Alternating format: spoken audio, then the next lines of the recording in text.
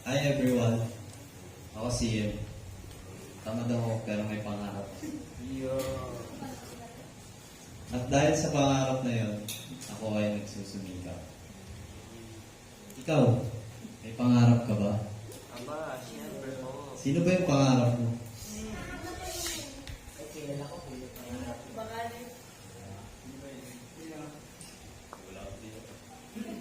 Ano ang pangarap ng Diyos para sa inyo? Ready ka na ba? Mag-yes sa Panginoon.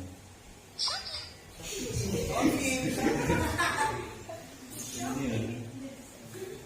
So, ang topic natin ngayon ay Mary's Yes. Yan. Ano ba ang nasa isip mo pag naririnig mo ang Mary's Yes?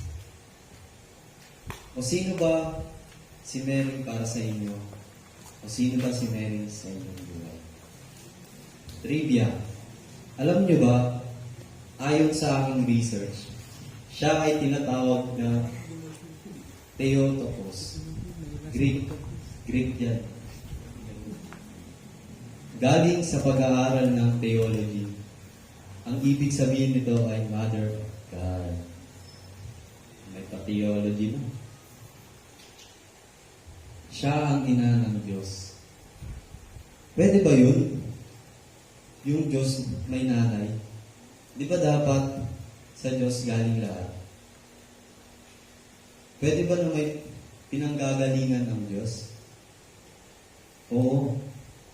Dahil kung naniniwala tayo na si Jesus ay anak ng Diyos, na si Jesus ay Diyos, edi naniniwala tayo na si Mama Mary ay ina ng Diyos. She is the mother of Jesus. At hindi lang yun, siya din ay ina nating lahat. Mother of all. Speaking of Mother Mary, meron tayong ina, kaya hindi tayo nag-iisa sa spiritual journey. Tinuturuan tayo maging Kristiyano, tinuturuan tayo na maging Kristiyano na tagasunod ni Jesus. So sa lahat ng tagasunod ni Jesus, sino ba yung best? Sino ba yung best para sa'yo? Saint Teresa, Saint Paul, or something? Well, tamang saint na na-search pa. Pero ang favorite ko doon, si Mother Teresa. Siya ba ang best? Sino ang best?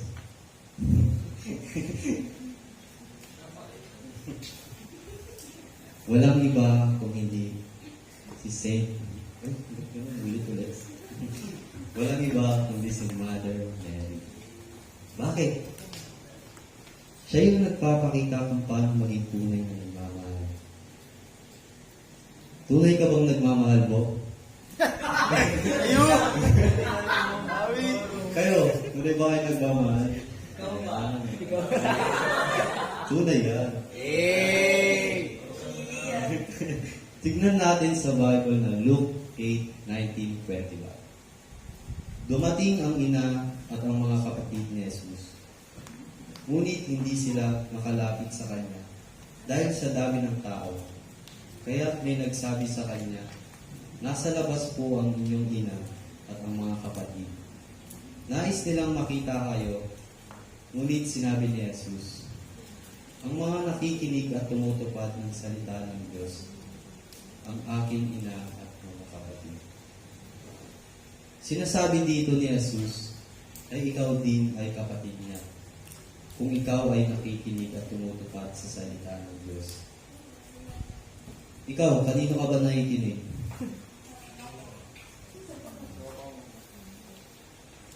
Si Mama Mary, wait lang. Wait. Cut.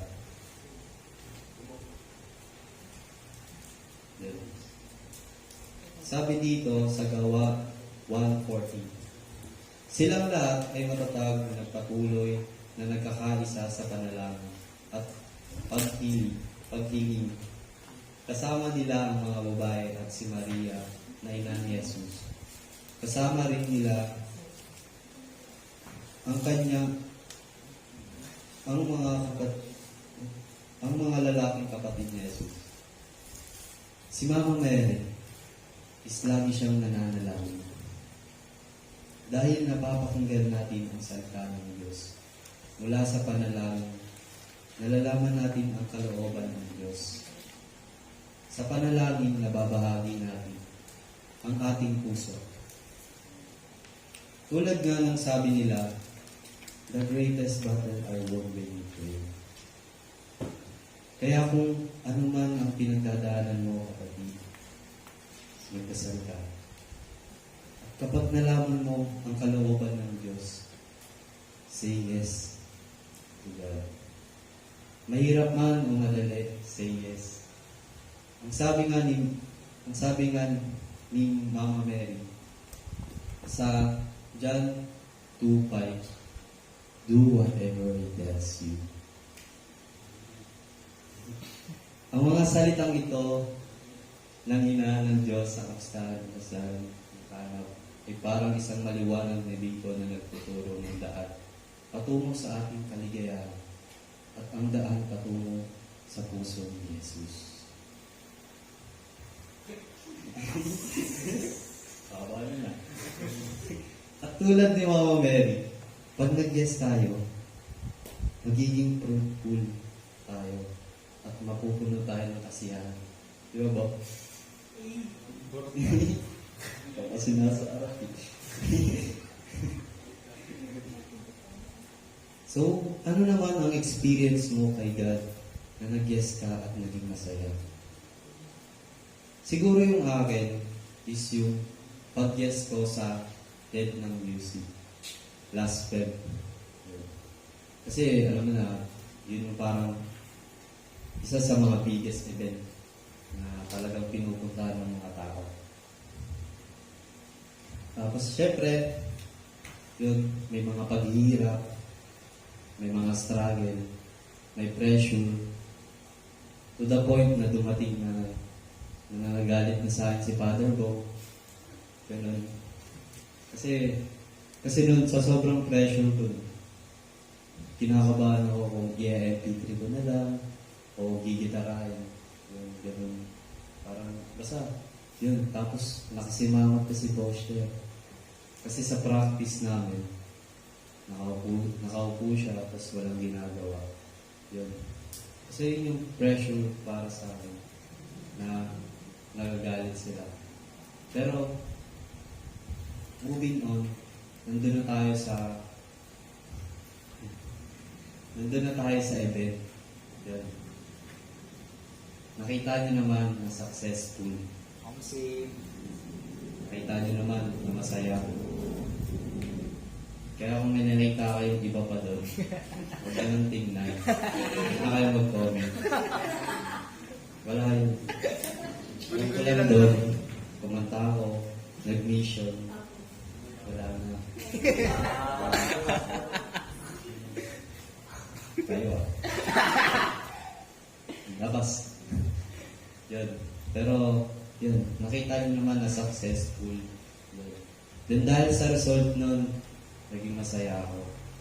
Hindi lang naman ako siguro yung naging masaya. Siyempre, kayo.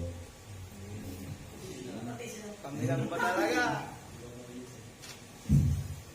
So ano naman yung experience mo na nag-know ka kay God at nalungkot ka sa nangyari? Siguro yung akin is yung pinaka-main. Is yung last year nung 2022 tayo? 2022. Basta yun. Kasi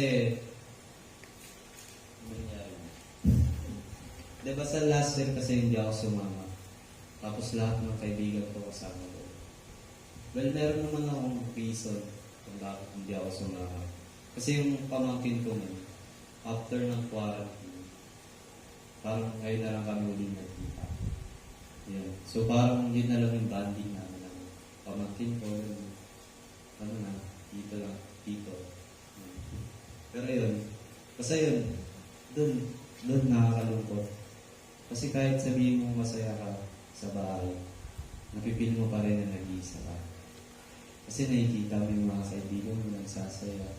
Tapos pag uwi nila dito, hindi ka na makarelate. May ina-add na sila, gano'n. May mga gano'n. Pero yun, nakita ko sila na, na masaya. Pero ako, nandun na iba. So, powerful. Ito, hindi ko alam kung paano ko i-explain sa inyo. Pero, naalala ko kasi, ito, nakita niyo naman, kitang-kita. Pero, naalala ko kasi yung tinanong sa akin kahapon ng teacher namin. Meron siyang topic na SKL, share ko lang. Yun yung yung may mga question doon na pwede mong sagutin. Meron din naman doon, basta hindi sa pilitan yung question na yun. Tapos yung tanong doon is, what is your regret in your life? What is your fear in your life? Tapos meron din doon na, sino ka ba dati? Ganun.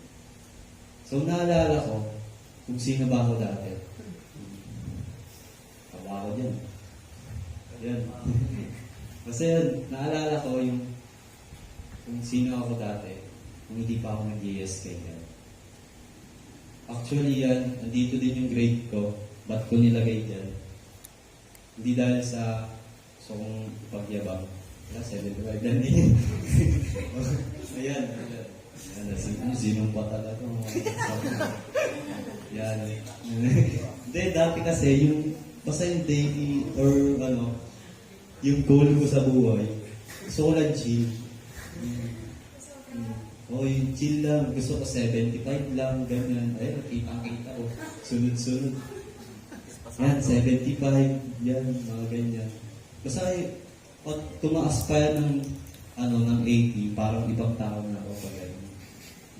Kasi dati, puro laro lang ako. Yun, petics lang ako doon. Tapos, yung goal ko lang kaya ako pumapasok kasi may baon. Kasi yun, after ng yes ko kay Lord, ito kami nun. Yan. Diyan nagsimula kung paano kami nag-yes kay Lord. At yan yung process. No? Tapos,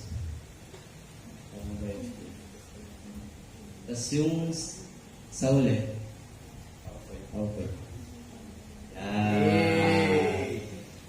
Kita nyo naman dyan. Hindi naman ako nagyayabang, pero ngayon, iba na yung grade ko.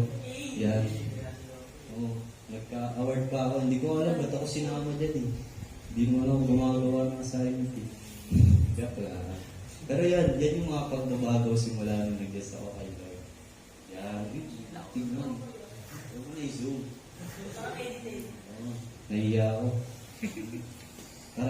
Then ito na rin ako. Labo ko din. Pero masaya na ako. Iba na ako. I-zoom na ako. Yan. Basta yun yung after na nag-yes ako kay Lord. Tapos ito na kami. Yan. Siguro nakikita nyo na hindi katulad dati ganun kami karami. Pero nakikita mo na patuloy pa rin kami sumusunod kay Lord. Dahil sa yes namin. Hindi ko alam kung ilang years na nung nag-yes ako kay Lord. Alam ko lang 2 years doon. Pero yun, sinishare ko to kasi proud din ako sa sarili ko. Kasi naniniwala na ako na meron pa palang pagbabago yung buhay ko. Kaya simula nung nag-yes ako, hindi ko alam, basta maraming nangyari. Tapos yun yung mga na-achieve ko. Yun.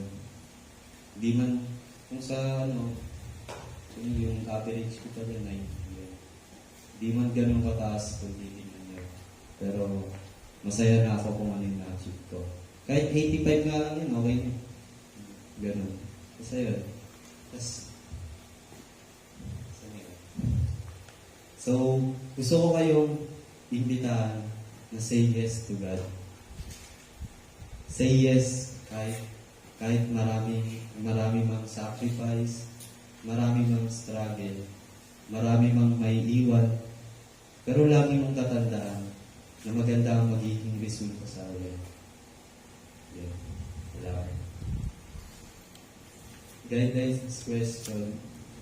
Number 1, ano yung tumatak sa'yo sa guidelines o sa mga pagbasa at bakit? Number 2, ano yung mga experience mo na nag-yes ka kay God at sumaya ka? Number 3, ano naman ang experience mo na nag-no ka at nalungkot ka sa nangyari?